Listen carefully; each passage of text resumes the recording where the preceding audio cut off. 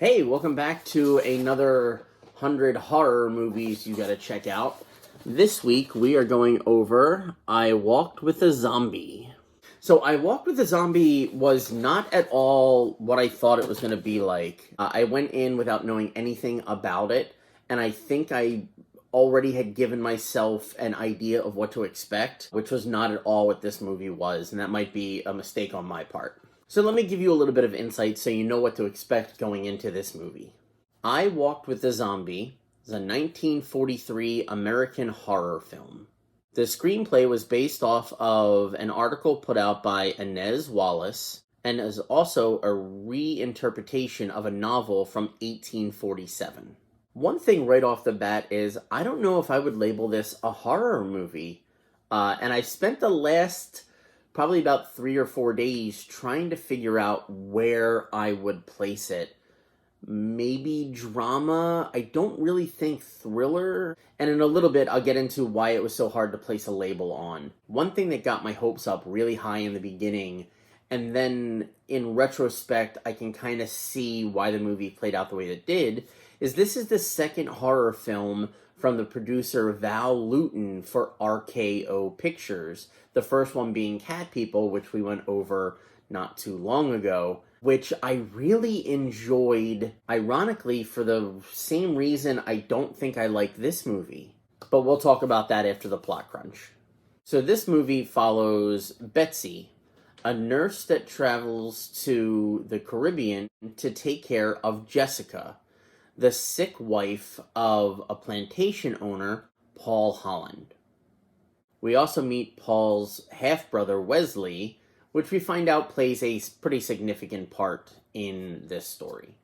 Things take a weird turn when Betsy starts hearing about voodoo and the living dead from the plantation workers who think that voodoo is the cause of, and maybe the cure to, Jessica's situation. And this brings up the issue of why I went into the movie under the wrong pretense, which was completely my fault.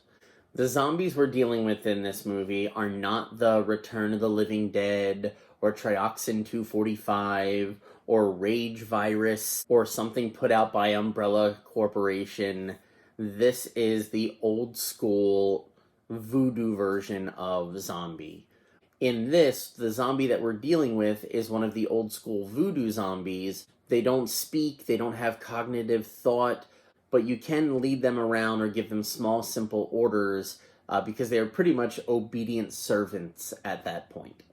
On one of Betsy's days off, she encounters Wesley in town, and while he drinks himself into a complete stupor, a calypso singer, who is actually played by Sir Lancelot, which I recognized from seeing him in the sequel to Cat People, The Curse of the Cat People. Sir Lancelot, not knowing that Wesley and Betsy are in the area, starts singing a song about how Jessica was originally going to run away with Wesley, but Paul made sure that that wasn't going to happen. So it kind of starts pointing us in the direction that maybe Jessica's condition is Paul's doing somehow, which I guess on some level might put it in the horror genre if you believe that this terrible act was done by a husband that thought he was going to be left. That may have worked and passed as enough to make it a good horror film back in 1943.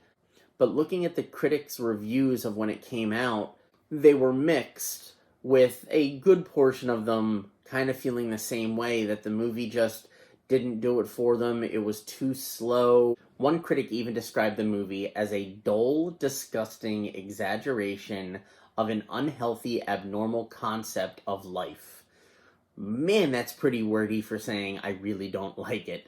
But another critic said it was a spine-chilling horror film, which I didn't get at all.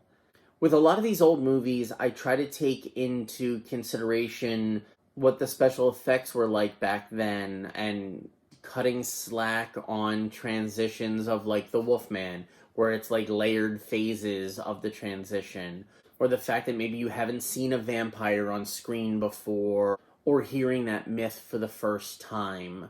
For this movie, the type of zombie we're dealing with is nothing really to be feared. I guess the biggest threat would be from the person that would use these chemicals and drugs to make you like that.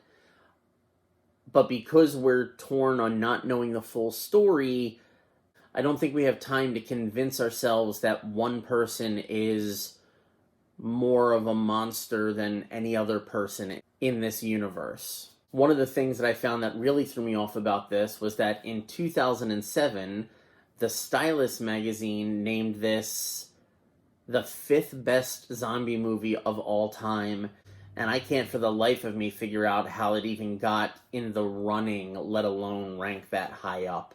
And I'm willing to accept that maybe it was my fault going in thinking I was going to see the first zombie movie, which I think might be the next movie that we're watching. So maybe me going in there with such high expectations, or such different expectations, should I say, maybe ruined the movie for me. I'm up for that possibility.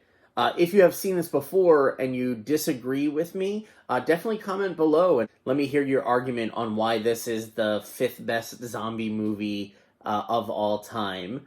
If you haven't seen it yet, it's only a little over an hour long. Pop it in one day, give it a shot, see what you think. But don't go in thinking you're going to see zombies trying to attack people and eat their brains. It is a much slower paced movie than that. So with all that being said, we get to the scratching. I apologize for the extreme close-up. I do not have my helpers today. But we're going to check out and see what is behind the scratching of I Walked with a Zombie.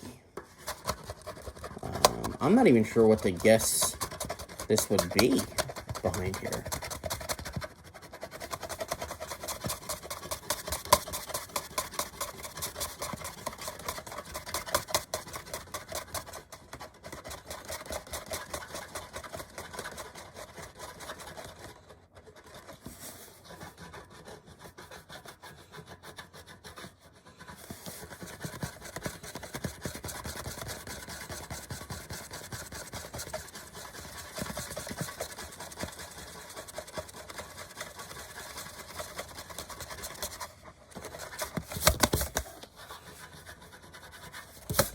Alright, that looks like it's just a dark silhouette.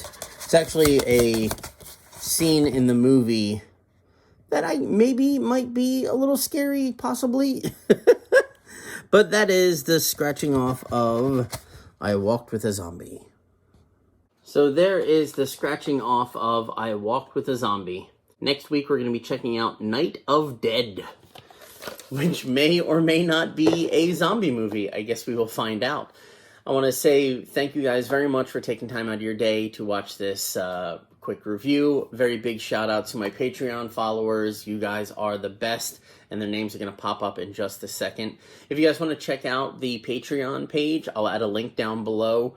I'm going to be posting on Patreon this weekend about the newest updates to the newest edition of the Creeping It Real Monster Duck series. I'm really excited about that. Until then, I will catch you next Thursday. Later days.